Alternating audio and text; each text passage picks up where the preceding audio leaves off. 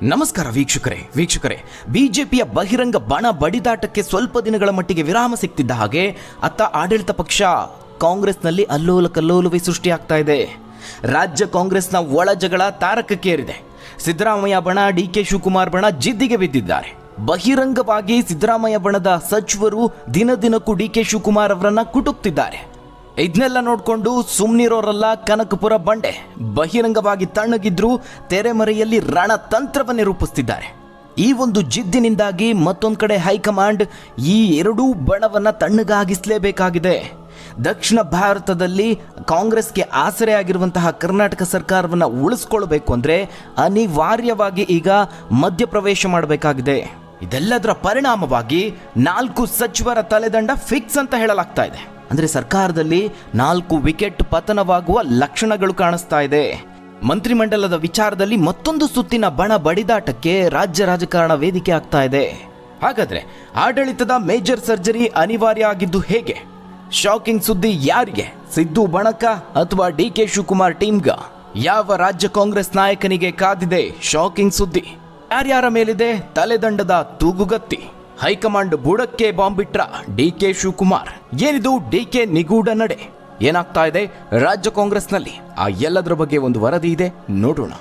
ವೀಕ್ಷಕರೇ, ರಾಜ್ಯ ಕಾಂಗ್ರೆಸ್ನಲ್ಲಿ ಆಗ್ತಿರುವ ಬೆಳವಣಿಗೆಗಳನ್ನು ನೀವು ಗಮನಿಸಿರಬಹುದು. ಇಲ್ಲಿ ಹೆಚ್ಚು ರೊಚ್ಚಿಗೆ ಹೇಳ್ತಾ ಇರೋದು ಸಿದ್ದರಾಮಯ್ಯ ಅವರ ಬಣ. ಇಷ್ಟೆಲ್ಲ ಬೆಳವಣಿಗೆಗಳಾಗ್ತಾ ಇದ್ರು, ತಮ್ಮ ವಿರುದ್ಧವಾಗಿ ಬಹಿರಂಗ ಹೇಳಿಕೆಗಳು ಬಂದ್ರು, ಡಿಕೆ ಅವರು ಬಹಿರಂಗದಲ್ಲಿ ಸೈಲೆಂಟ್ ಆಗಿದ್ದಾರೆ. ಆದರೆ ತೆರೆಮರೆಯ ರಣತಂತ್ರ ಮಾತ್ರ ಮುಂದುವರೆದಿದೆ. ಪಕ್ಷದ ವಿದ್ಯಮಾನಗಳಿಗೆ ಸಂಬಂಧಿಸಿದಂತೆ ಅವರು ಮೌನಕ್ಕೆ ಶರಣಾಗಿದ್ದಾರೆ, ನಿಗೂಢ ನಡೆಯನ್ನು ಅನುಸರಿಸಿದ್ದಾರೆ. ಸಿದ್ದು ಬೆಂಬಲಿಗ ಸಚಿವರು ನಿರಂತರವಾಗಿ ಪದೇ ಪದೇ ಕುಟುಕ್ತಾ ಇದ್ರು, ಅದ್ಯಾವುದಕ್ಕೂ ಪ್ರತಿಕ್ರಿಯೆ ನೀಡ್ತಾ ಇಲ್ಲ. ಎಲ್ಲ ಪ್ರಶ್ನೆಗಳಿಗೂ ಉತ್ತರ ಹೈಕಮಾಂಡ್ ಕೊಡುತ್ತೆ ಅನ್ನೋ ಅರ್ಥದಲ್ಲಿ ಮಾತನಾಡ್ತಿದ್ದಾರೆ. ಅದರ ಅರ್ಥ ಅವ್ರಿಗೇನು ಮಾಡೋದಕ್ಕಾಗೋದಿಲ್ಲ ಅಂತಲ್ಲ. ಪಕ್ಷದೊಳಗೆ ತನ್ನನ್ನು ವಿರೋಧಿಸ್ತಿರುವಂತಹ ಗುಂಪಿನ ಚಟುವಟಿಕೆಯನ್ನ ಬಹಳ ಸೂಕ್ಷ್ಮವಾಗಿ ಗಮನಿಸ್ತಿದ್ದಾರೆ, ಗಂಭೀರವಾಗಿ ಪರಿಗಣಿಸಿದ್ದಾರೆ. ತೆರೆಮರೆಯಲ್ಲಿ ರಣತಂತ್ರವನ್ನ ರೂಪಿಸ್ತಿದ್ದಾರೆ. ವೀಕ್ಷಕರೇ, ಸದ್ಯದ ಈ ಬೆಳವಣಿಗೆಗಳನ್ನು ಗಮನಿಸ್ತಾ ಇದ್ರೆ ಈಗ ಆಗಿರುವಂಥದ್ದು ಕೇವಲ ಟ್ರೈಲರ್ ಮಾತ್ರ. ನಿಜವಾದ ಯುದ್ಧ ಆರಂಭ ಆಗೋದಕ್ಕೆ ಈಗ ಮುನ್ನುಡಿ ಬರದಂತಿದೆ. ರಾಜ್ಯ ಕಾಂಗ್ರೆಸ್ನಲ್ಲಿ ಇನ್ನೇನು ಕೆಲವೇ ದಿನಗಳಲ್ಲಿ, ಕೆಲವೇ ತಿಂಗಳಲ್ಲಿ ಜ್ವಾಲಾಮುಖಿ ಸ್ಫೋಟಿಸೋದಂತೂ ಖಂಡಿತ. ಅದಕ್ಕೆ ಈಗ ಕೌಂಟ್ ಡೌನ್ ಶುರುವಾಗಿದೆ. ಇನ್ನು ಇತ್ತೀಚೆಗಷ್ಟೇ ಖರ್ಗೆ ಅವರು ರಾಜ್ಯಕ್ಕೆ ಭೇಟಿ ನೀಡಿದ ಸಂದರ್ಭದಲ್ಲಿ ಬೇರೆ ಬೇರೆ ರಾಜ್ಯಗಳ ಕಾಂಗ್ರೆಸ್ ಘಟಕದ ಅಧ್ಯಕ್ಷರನ್ನ ಹಂತ ಹಂತವಾಗಿ ಬದಲಾವಣೆ ಮಾಡ್ತೀವಿ ಅನ್ನುವ ಹೇಳಿಕೆಯನ್ನು ನೀಡಿದ್ರು. ಇದು ಈ ಕಾಂಗ್ರೆಸ್ನ ಒಳಜಗಳಕ್ಕೆ ಮತ್ತಷ್ಟು ತುಪ್ಪ ಸುರಿದಂತಾಗಿದೆ. ಕೆಪಿಸಿಸಿ ಪಟ್ಟದ ಮೇಲೆ ಕಣ್ಣಿರೋರು ಹಾಗೆ ಡಿಕೆ ಶಿವಕುಮಾರ್ ವಿರೋಧಿಗಳು ಮತ್ತಷ್ಟು ರೊಚ್ಚಿಗೆದ್ದಿದ್ದಾರೆ. ಹಾಗೆ ನೋಡಿದ್ರೆ ಹೈಕಮಾಂಡ್ ಈಗ ಏನು ಮಾಡುವಂತಹ ಪರಿಸ್ಥಿತಿಯಲ್ಲಿಲ್ಲ. ಯಾಕಂದ್ರೆ ದೆಹಲಿ ಚುನಾವಣೆಯ ಸೋಲಿನಿಂದಾಗಿ ರಾಷ್ಟ್ರ ಮಟ್ಟದಲ್ಲಿ ಮುಖಭಂಗವನ್ನ ಅನುಭವಿಸಿದೆ. ಉತ್ತರ ಭಾರತದಲ್ಲಿ ಪಕ್ಷದ ಸಂಘಟನೆ ದಿನೇ ದಿನೇ ದುರ್ಬಲವಾಗ್ತಾ ಇದೆ. ಹೀಗಾಗಿ ಪಕ್ಷಕ್ಕೆ ಸದ್ಯ ಎದುರಾಗಿರುವಂತಹ ಸವಾಲು ಅಂದರೆ ಅದು ಪಕ್ಷದ ಅಸ್ತಿತ್ವವನ್ನು ಉಳಿಸಿಕೊಂಡು ಹೋಗೋದು. ಈಗ ದಕ್ಷಿಣದಲ್ಲಿ ಆಸರೆಯಾಗಿರುವಂಥದ್ದು ಕರ್ನಾಟಕ ಹಾಗೆ ತೆಲಂಗಾಣ ಮಾತ್ರ. ಹೀಗಾಗಿ ಕರ್ನಾಟಕದ ವಿದ್ಯಮಾನಗಳನ್ನು ಅಷ್ಟು ಈಸಿಯಾಗಿ ತೆಗೆದುಕೊಳ್ಳೋದಕ್ಕಾಗೋದಿಲ್ಲ. ಅದರ ವಿಚಾರದಲ್ಲಿ ಬಹಳ ಈಸಿಯಾಗಿ ತೀರ್ಮಾನವನ್ನು ತೆಗೆದುಕೊಳ್ಳೋದಕ್ಕಾಗೋದಿಲ್ಲ. ಮತ್ತೊಂದು ವಿಷಯ ಅಂದರೆ ಕರ್ನಾಟಕದ ನಾಯಕರ ವಿಚಾರದಲ್ಲಿ ಹೈಕಮಾಂಡ್ ನಾಯಕರಲ್ಲೇ ಒಮ್ಮತ ಇಲ್ಲ. ಒಂದು ಕಡೆ ವೇಣುಗೋಪಾಲ್ ಅವರು ಮುಖ್ಯಮಂತ್ರಿಗಳಿಗೆ ಬೆಂಬಲವನ್ನು ನೀಡಿದರೆ, ರಣದೀಪ್ ಸಿಂಗ್ ಸುರ್ಜೇವಾಲಾ ಅವರು ಡಿಕೆ ಶಿವಕುಮಾರ್ ಅವರ ಪರ ಒಲವನ್ನು ಹೊಂದಿದ್ದಾರೆ. ಇನ್ನು ಸೋನಿಯಾ ಅವರು ರಾಹುಲ್ ಅವರ ನಿಲುವುಗಳಲ್ಲಿ ಸಾಕಷ್ಟು ಗೊಂದಲ ಇದೆ. ಹೀಗಿರುವಂತಹ ಸಂದರ್ಭದಲ್ಲಿ ರಾಜ್ಯ ಕಾಂಗ್ರೆಸ್ನಲ್ಲಿ ಏನಾದರೂ ಬದಲಾವಣೆ ಮಾಡೋದಕ್ಕೆ ಹೋಗಿ ಸ್ವಲ್ಪ ಎಡವಟ್ಟಾದರೂ ಸರ್ಕಾರವೇ ಬಿದ್ದು ಹೋಗುವಂತಹ ಅಪಾಯಗಳೂ ಇದೆ. ಇದೇ ಕಾರಣಕ್ಕೆ ರಾಜ್ಯದಿಂದ ಪದೇ ಪದೇ ಹಲವು ನಾಯಕರು ದೆಹಲಿಗೆ ಹೋದರೂ ಅವ್ಯಾರಿಗೂ ಖಚಿತ ಭರವಸೆಗಳನ್ನು ಹೈಕಮಾಂಡ್ ಕೊಡ್ತಾ ಇಲ್ಲ. ಯಾವುದೇ ಬಣದ ಅಹವಾಲನ್ನು ಸ್ವೀಕರಿಸ್ತಾ ಇಲ್ಲ. ಆದರೆ ಈಗ ಹೈಕಮಾಂಡ್ಗೆ ತಲೆನೋವನ್ನು ತಂದಿಟ್ಟಿರೋದು, ಟೆನ್ಷನನ್ನು ತಂದಿಟ್ಟಿರೋದು ಅಂದರೆ ರಾಜ್ಯದ ಕೆಲವೊಂದಷ್ಟು ಬಹಿರಂಗ ಹೇಳಿಕೆ ಕೊಡ್ತಿರುವಂತಹ ಸಚಿವರುಗಳು. ಅದರಲ್ಲೂ ಡಿಕೆ ಶಿವಕುಮಾರ್ ಅವರು ತಮ್ಮ ವಿರುದ್ಧವಾಗಿ ಬರ್ತಿರುವಂತಹ ದಾಳಿಗೆ ತಿರುಗೇಟು ಕೊಡೋದಕ್ಕೆ, ಅವರೆಲ್ಲರನ್ನ ಮಟ್ಟ ಹಾಕೋದಕ್ಕೆ ಹೈಕಮಾಂಡನ್ನು ಅಸ್ತ್ರವಾಗಿ ಬಳಸಿಕೊಳ್ತಿದ್ದಾರೆ. ಬಹಿರಂಗವಾಗಿ ತೋರಿಸ್ಕೊಳ್ಳದೆ ತಮ್ಮ ರಣತಂತ್ರಗಳನ್ನು ಗೌಪ್ಯವಾಗಿಯೇ ಮುಂದುವರಿಸ್ತಾ ಇದ್ದಾರೆ. ಆ ಒಂದು ಪ್ಲಾನ್ನ ಭಾಗವಾಗಿಯೇ ಇತ್ತೀಚೆಗೆ ದೆಹಲಿಗೆ ಭೇಟಿ ನೀಡಿದ್ದ ಸಂದರ್ಭದಲ್ಲಿ ರಾಜ್ಯ ಸಚಿವ ಸಂಪುಟದ ಪುನರ್ರಚನೆಗೆ ಹೈಕಮಾಂಡ್ ನಾಯಕರನ್ನು ಒತ್ತಾಯಿಸಿದ್ದಾರೆ. ಬರುವ ಮೇ ತಿಂಗಳಿಗೆ ರಾಜ್ಯ ಸರ್ಕಾರಕ್ಕೆ 2 ವರ್ಷಗಳು ತುಂಬುತ್ತೆ. ಈ ಸಂದರ್ಭದಲ್ಲಿ ಸಚಿವ ಸಂಪುಟ ಪುನರ್ರಚನೆ ಅಗತ್ಯ.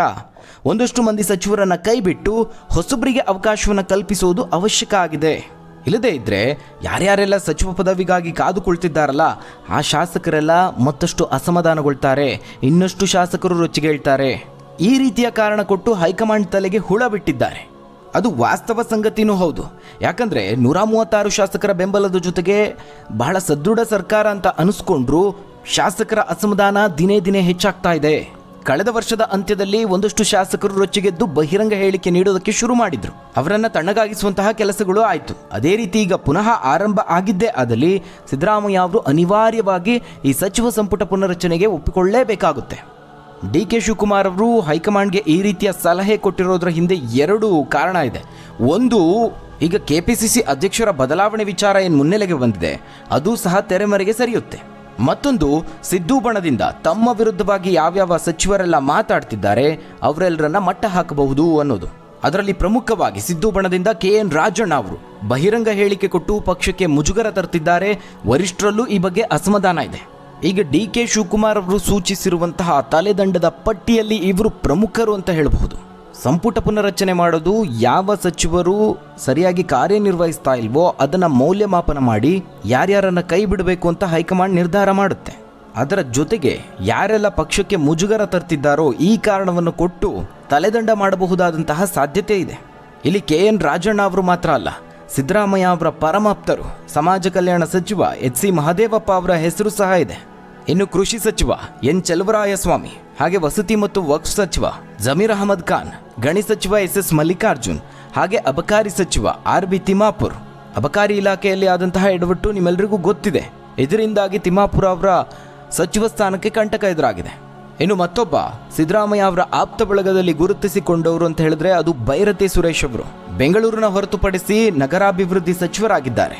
ಮೂಡಾ ಹಗರಣದಲ್ಲಿ ಬೈರತಿ ಸುರೇಶ್ ಅವರ ಹೆಸರು ಸಹ ಕೇಳಿ ಬಂದಿತ್ತು. ಇದಲ್ಲದೆ ಮೂಡಾದಲ್ಲಿ ಆದಂತಹ ಎಡವಟ್ಟುಗಳಿಗೆ ಬೈರತಿ ಸುರೇಶ್ ಅವರ ನಿರ್ಲಕ್ಷ್ಯವೇ ಕಾರಣ ಅಂತ ಹಲವು ಶಾಸಕರು ಆರೋಪವನ್ನು ಮಾಡಿದ್ದಾರೆ. ಈಗ DKಶಿ ಬಣದಿಂದ ಹೋಗಿರುವಂತಹ ಈ ತಲೆದಂಡದ ಪಟ್ಟಿಯಲ್ಲಿ ಬಹುತೇಕರು ಸಿದ್ದು ಬಣದವರು. ಆ ಮೂಲಕ ಹೈಕಮಾಂಡ್ ಅಂಗಳಕ್ಕೆ DKಶಿ ಬಾಂಬೆಸೆದಂತಾಗಿದೆ. ಈ ಒಂದು ಪಟ್ಟಿಯಲ್ಲಿ ಪ್ರಮುಖವಾಗಿ ಸಚಿವರ ಮೌಲ್ಯಮಾಪನ ಹಾಗೆ ಪಕ್ಷಕ್ಕೆ ಮುಜುಗರ ತರುವಂತಹ ವಿಚಾರಗಳು ಇವೆಲ್ಲವನ್ನ ಸರಿದೂಗಿಸಿ 4 ಸಚಿವರ ತಲೆದಂಡ ಫಿಕ್ಸ್ ಅಂತ ಹೇಳಲಾಗ್ತಾ ಇದೆ. ಇದರಲ್ಲಿ ಯಾರನ್ನ ಪರಿಗಣಿಸ್ತಾರೆ, ಯಾರ ಹೆಸರನ್ನ ಕೈ ಬಿಡ್ತಾರೆ ಅನ್ನೋದು ಮುಂದಿನ ದಿನಗಳಲ್ಲಿ ಗೊತ್ತಾಗುತ್ತೆ. ಇನ್ನು ಮತ್ತೊಂದು ಕಡೆ ಸಿದ್ದರಾಮಯ್ಯ ಅವರ ಬೆಂಬಲಿಗರು ಕಳೆದ ಕೆಲವು ದಿನಗಳಿಂದ ದೆಹಲಿ ಪ್ರಯಾಣವನ್ನು ಮಾಡುತ್ತಿದ್ದಾರೆ. ತಮ್ಮ ಪ್ರಯತ್ನವನ್ನು ಚುರುಕುಗೊಳಿಸುತ್ತಿದ್ದಾರೆ.